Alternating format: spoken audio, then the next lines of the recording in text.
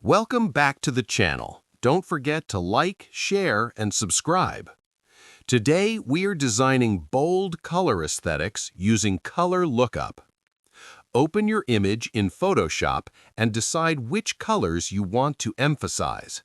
Add a color lookup adjustment layer and explore LUTs with strong color separation. Choose one that immediately stands out. Reduce opacity slightly so details remain visible. Add a curves adjustment layer to enhance contrast and depth. Use color balance to push colors further while maintaining harmony. Zoom in and refine areas that feel too intense using a layer mask. Toggle before